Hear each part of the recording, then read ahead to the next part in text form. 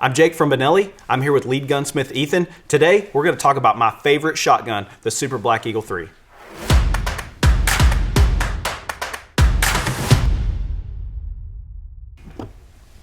Ethan, you want to walk us through what's in the box? Sure, Jake.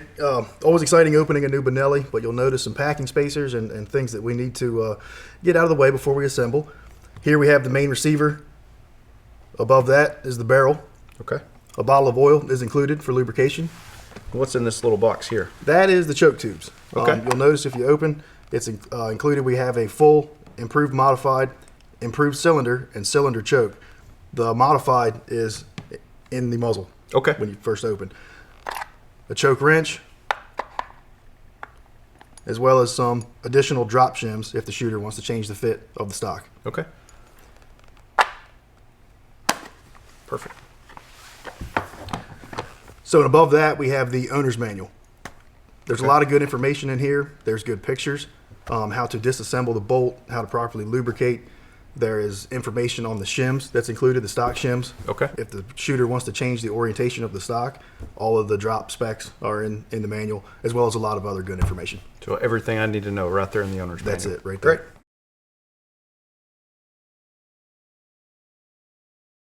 Well, Ethan, it looks like everything's here. Show us how to put this together. Sure. When you first open, you'll notice there's a few packing spacers that need to be removed. Okay. So we'll start by unscrewing the magazine cap.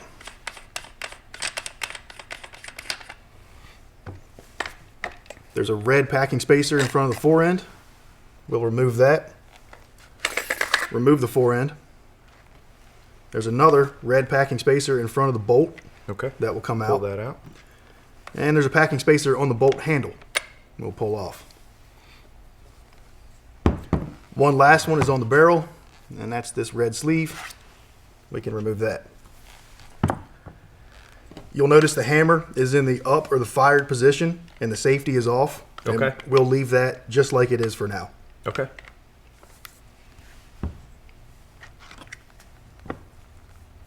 The fore end will then go over the barrel hanger and snap into place. So you can hear that audible snap there. You can. Okay. You can. On most models, you'll hear that. Some you won't, but you want to make sure that that edge of the barrel extension is falling right in that groove on the back of the fore end. Okay. And that one locks in. We're leaving the hammer in the forward position here to leave the bolt forward. You won't be able to recock the hammer if you turn the safety on. Okay. So to recock the hammer in this position, the safety will always have to be off, and it will be off. We'll slide the barrel and the fore end over the magazine tube. And there is a support ring on the magazine tube that we may need to maneuver the fore end around. Now here's always where I get hung up just a little bit. Sure. So the back of the barrel extension is steel, and this is aluminum. So you want to be careful and make sure that that lip on the barrel extension goes underneath this aluminum edge of the receiver. Okay. And if you do it correctly, you won't have to force anything. So don't force it, just ease it in this last little bit. Yeah, if it gets to this part and something doesn't seem right, if it gets tough, then just go ahead and back off and try again. Make sure that edge is under that. Make sure this lip on the fore end is around the barrel extension like it should be. And if it's done correctly, it'll drop right into place. Okay. From there, we'll finish up by tightening the magazine cap just by hand. And Now, can I get that too tight, or just secure hand tight is plenty? secure hand tight is fine on Okay. that. You'll notice a little bit of spring pressure because there's a series of fore end washers in here, and there's a curved washer that is collapsing as you're tightening this. So Sure. it can help sometimes to hold the barrel and tighten the magazine cap. No tools necessary though, just hand tight. And from there, we can cock it for the first time, and it's ready to go. You made that look easy. Looks like we're ready to go to the field. For sure.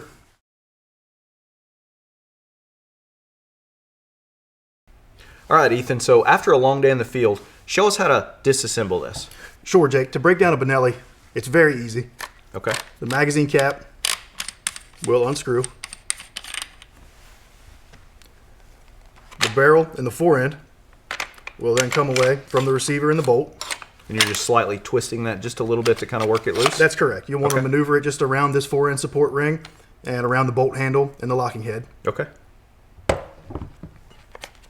4-end simply pulls away from the barrel.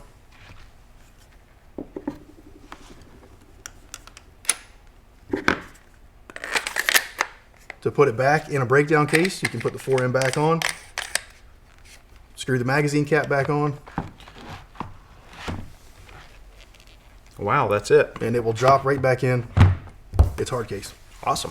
It's very simple.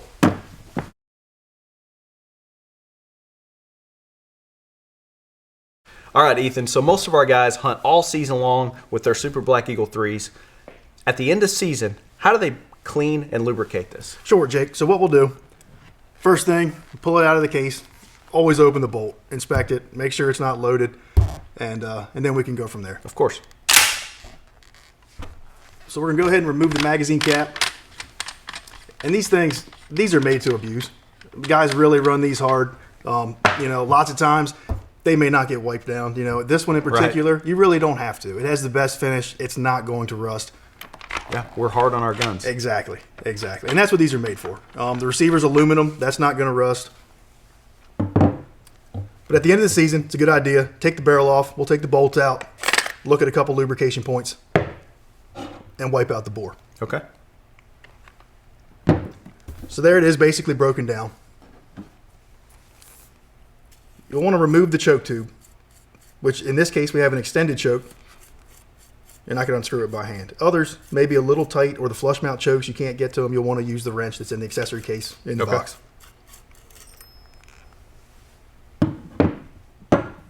This choke, we'll notice, is treated with the best finish, so it won't rust. But you do want to be concerned about the threads in the barrel. Okay. So we'll take the choke out, wipe it free of any debris or buildup, and apply a few drops of choke tube lube. So just a little bit there on the threads. Just a little bit. Okay. Before reinstalling the choke, it's a good idea to wipe out the bore. Benelli bores are chrome lined, so they're very easy to maintain. And in most cases, a simple bore mop, a little bit of oil on the front of it, dry in the back, a few swipes through, and it'll be fine. If you've been shooting slugs, you might get some lead buildup. You have to scrub out a little bit of elbow grease with a brush. But in this case, a bore mop will be fine. From there, we can reinstall our choke tube. And it's okay to leave this out. I mean, if you're putting the gun away for the year, you can leave the choke out. Okay. And just hand tight there, or are you using a wrench? I go hand tight. You can use a wrench to get it that last little bit, but I go hand tight on extended chokes. A flush choke, I would use the wrench. Okay. And from there, the bolt will simply slide out of the front of the receiver. And for an inertia-operated Benelli, that's basically it. That's it. It's very simple. Short of dropping the gun underwater, this is what you're going to have to do, and that'll cover 95% of your buildup and grime, because where it's inertia-operated, none of that is blown back into the action. It's all expelled from the muzzle. Usually on mine, this is where I'm seeing feathers, bits of cattail, dried mud, things like that. Exactly. And before you lubricate, really, compressed air is great for cleaning. If you get any kind of buildup in these notches down here, you can use a brush, like a nylon bristle brush. Okay. Brush out these notches. But in this area, compressed air is excellent. In the receiver, compressed air, blow out any kind of buildup or debris that may have made it in there. Okay. But there really shouldn't be a lot. I mean, you'll have some, but it shouldn't be bad. So for most guys, this is as far as we need to break down and regular maintenance and cleaning. Short of dropping it underwater, yeah. Okay. Yeah. And so now where am I applying oil on this? Sure. So let's say we've blown off any kind of debris, any kind of feathers and buildup. We'll take a light synthetic oil and apply it just to the bolt rails. Okay. And that's just a very light amount. Yep, just a light amount. So if I put too much oil on that, what's going to happen? Too much oil will build up feathers, dirt, grime, unburnt powder. Okay. Once all of that starts to build up and congeal, then they can cause issues. So you don't want to over oil it. Another area would be the bolt locking head. Okay. pin, which is here. It cams in this channel. Just right in there. Yeah, so you have some steel to steel contact. Lubricate that. So really right here is as far as most people need to go. So that's correct. That little bit of maintenance, cleaning, oiling, you're setting yourself up for a lot of seasons of success. Awesome. That's more than I've cleaned my gun in the last 3 seasons.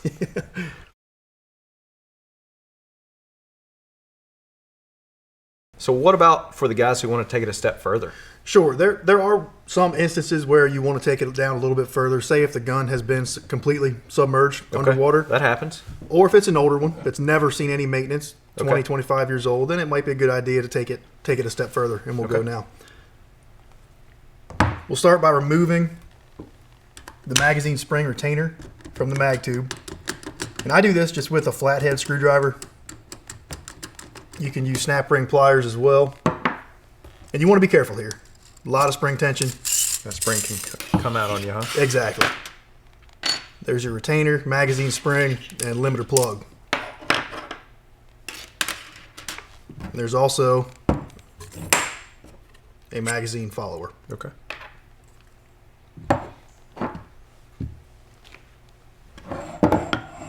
From there, we will remove the trigger assembly.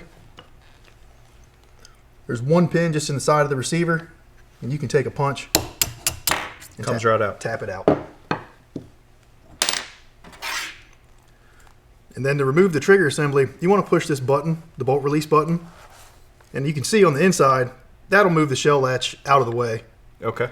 and the trigger guard It slides right will out. drop away from the receiver. Okay. Now, is the trigger assembly something that you're going to put oil on, or what's the easiest way to clean that? The trigger assembly, the best way to clean this is compressed air. Oh, okay. You can turn the safety off, release the hammer, and blow this out with compressed air. A little bit of oil is okay. You don't want to over oil this because it can collect buildup. Main thing, remove any debris, things Sure. like that. Okay.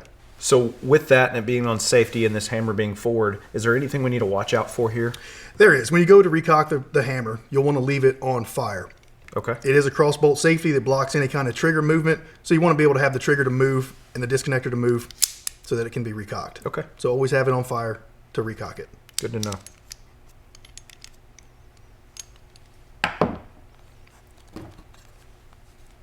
To remove the stock, take your thumbs, push the recoil pad, that'll pop right off. Down here we have a 13 millimeter stock nut that can be removed with a T-handle or a socket wrench.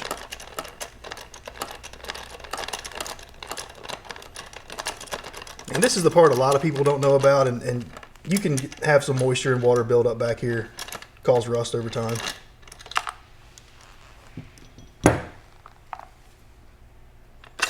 So one stock nut, and the stock will come off. You'll notice a locking plate, a lock washer, and a stock nut. Okay. And up here are the drop shims. They'll slide off as well. So inside this tube, we have a recoil spring plunger and a recoil spring. And it can be cleaned without fully disassembling. One way to do that is put the bolt in, align the link onto the plunger in the back of the receiver, and then lubricant can be sprayed into the back of the receiver, work down, Okay. and there's a hole. Drains down the bottom. Exactly. Okay. There's a hole in the back of here, and it will actually start to drain out. And you can start with a solvent to clean out any kind of oil or unburnt powders, debris, that kind of thing. Right. Start with a solvent. You go back behind it with oil. Okay.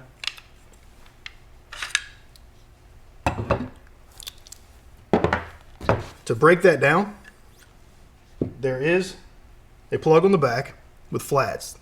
So to remove the recoil tube plug, a 17 millimeter wrench can be used to unscrew the plug from the tube. If this has never been removed before, it may be a little tight. A padded vise can be used, but only put the receiver in the vise, never put the tube. This one is under spring tension as well. So once it's been broken free, We can loosen it by hand.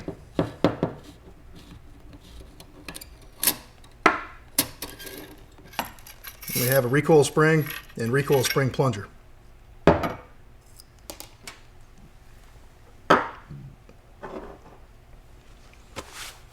Now, is there anywhere that we would want to put oil on the plunger? There is. Okay. The plunger you'll want to oil fairly heavily. And this is always going to be, on an older gun, this will be a very dirty area of the gun. When you drop this out, you may have some rust on the spring coils. A lot of unburnt powder can get built up back here. And I say a lot. It's over the course of 20 years of hard hunting, this is going to need to be done. Okay. So once again, these steps are probably only for somebody that's had their gun for a really, really long time, not something that you're going to need to do every season or every time in the field. Sure, exactly. An older Super Black Eagle that's kind of slowing down, then this is where you want to look. Or if the gun's been completely submerged underwater, this needs to be done. Before reassembling, you can oil this plunger fairly heavily around this outside where it rides inside of the tube, and then all along the body of the plunger. Because this is something that may not come out for another 10 years or so. Right.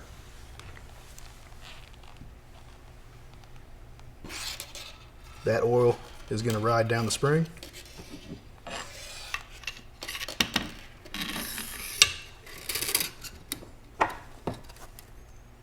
Then the plug, I'll start it by hand.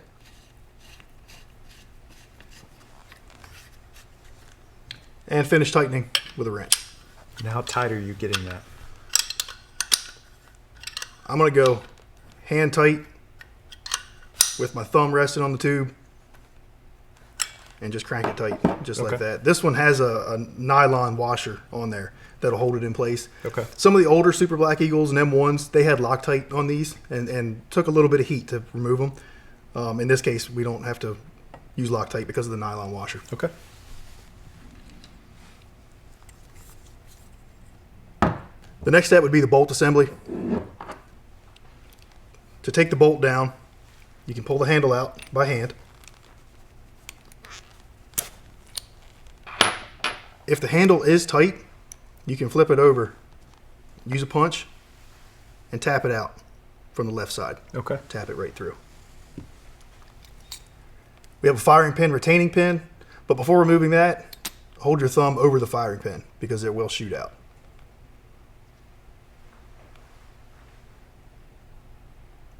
This can be removed by hand or a punch on the left side again. We'll push it out. And there's our firing pin and spring. Once the firing pin's out, the locking head pin will fall out. The firing pin goes through that hole.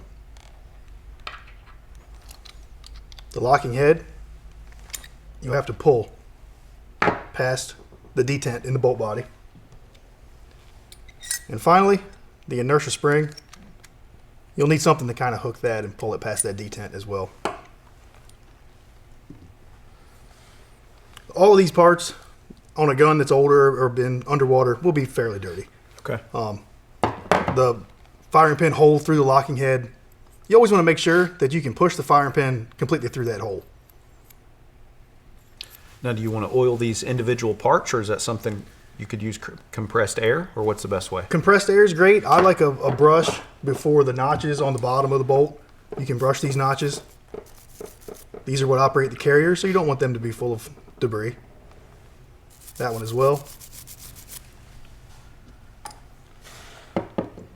The locking head is important though, just to make sure you can see the firing pin protrude all the way through. Right. If you can't, you can take a small drill bit to clean that out. In some cases, you can take the firing pin itself and push some of that buildup through the hole.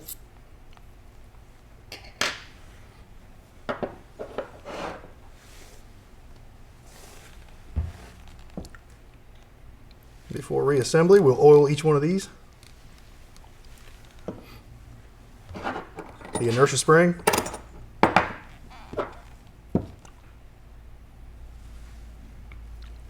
We'll oil the locking head.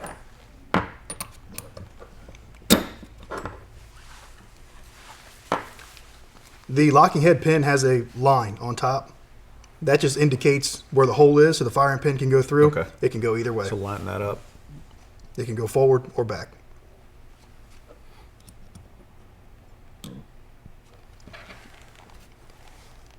Firing pin and spring.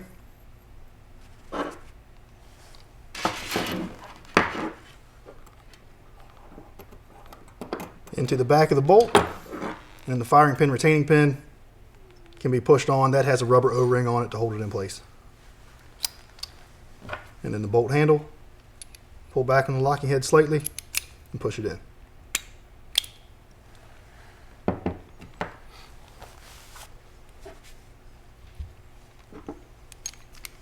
So for the trigger assembly, we won't use as much oil as other parts.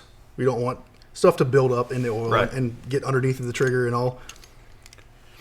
If for any reason you do notice the trigger is just completely locked, it will not move, it's very likely there's debris under the trigger or in between the trigger and the safety. Okay. To check for that, there's a trigger pin here.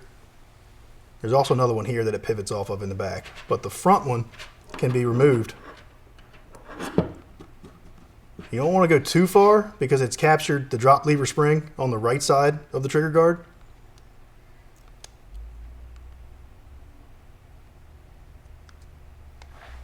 Once that's been removed, the trigger will come out. And underneath of it, if there's any debris, that tends to be where it can settle and lock everything up. From there, you can blow it out with compressed air, remove the debris. You don't want too much oil in here. A little bit is fine.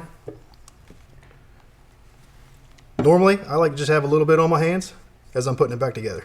Okay.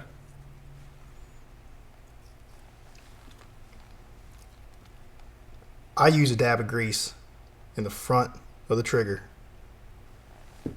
just to hold the trigger spring in place. Just like a little bit of glue. So to reinstall the trigger, the back of the trigger has this notch where it pivots, goes straight down at the back pin, bring the front of the trigger down, and when it aligns, you can push the front pin back through. Other areas on the outside of this you may want to oil would be, this is the carrier dog. That could take a little bit. Just a few drops there, Just a little bit, yep. And I probably put a little bit too much on there, so I'm going to take some of that. Just put it down around the carrier spring, the carrier.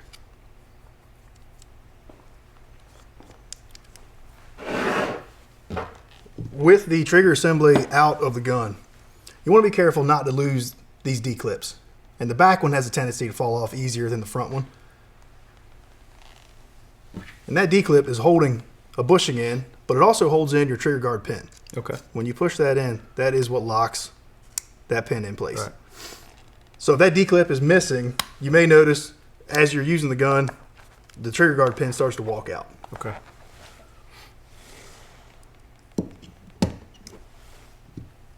So if anybody runs into that, they probably need a new D-clip, which I'll show you. There's the D-clip for the trigger guard bushing, and here's the bushing. So if that clip somehow disappears, this bushing may fall out if the trigger guard's out of the gun. If that's the case, this bushing always goes left to right, opposite of the front pin. The D-clip can be simply installed by hand. There's a notch on the bushing, and the straight edge of the D-clip goes in the notch. The front will roll over, and you can snap it in place.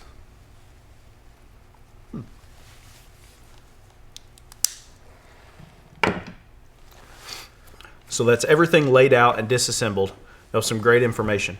The good part about that is now we put it back together, we're good for another 20 years. That's right, Jake. So for reassembly, we'll start with the drop shim. And the great thing about all these Benellis, if you want to customize this fit just to you, you can check out the owner's manual. After the cast shim, we can slide the stock right over top of the recoil tube. Now for this one, this is a right-handed gun with a C drop shim, so we see CDX on the locking plate. We'll want that at the top, facing the rear as we install it.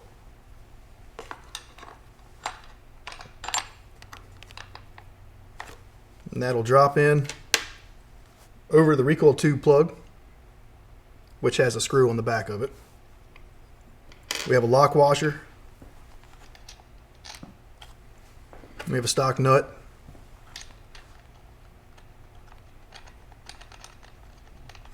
And that's a 13 millimeter.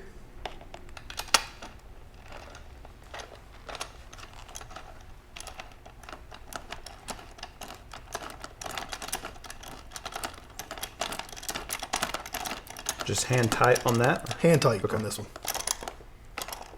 That right there. The recoil pad, you can push back on and just push it back on by hand.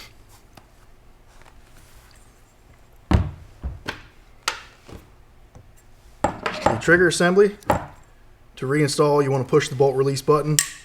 You can see on the inside of the receiver, that's moving the shell latch out of the way so the guard will fit.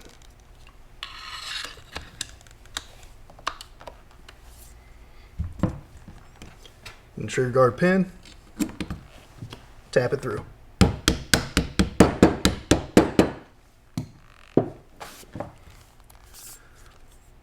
For the magazine spring, we have a limiter plug. For most states and species, you'll need that. The magazine follower will go in so that the spring can go inside of it.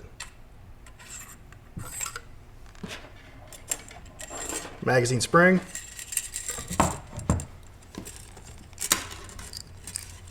You can use the plug to help keep the spring straight and together here. And then the magazine spring retainer,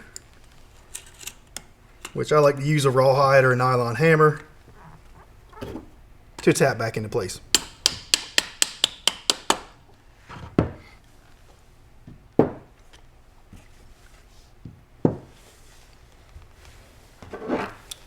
Bolt assembly, slide in the front of the receiver. Make sure that this rear link on the bolt falls over top of the hammer and into the recoil spring plunger in the stock. Does it matter here at this point if we're on safety or fire? At this point, no, because the hammer is cocked. Okay. Yep.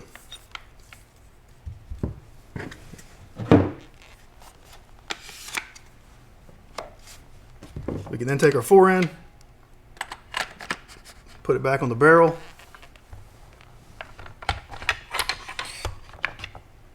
Make sure that tail stays down in the back of the bolt.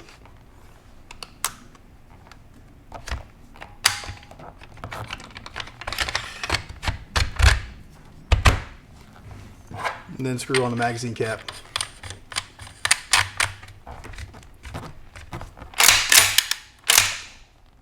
It's ready to go. Ready to go. You make it look easy. It is. It's very easy. So Ethan, you just broke this down for us, showed us basic cleaning, the advanced cleaning and lubrication, put it all back together. We're ready to go back to the field for next season.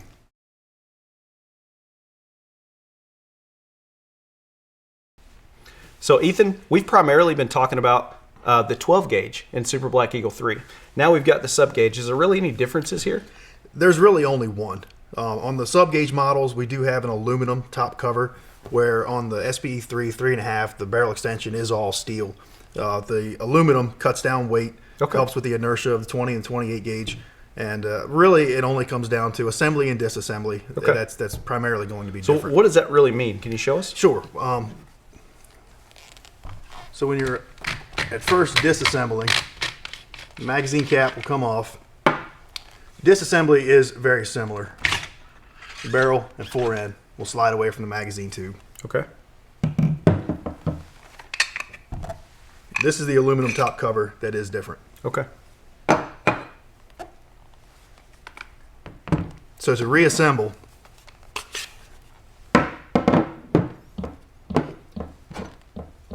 You'll take the top cover first, slide it onto the receiver.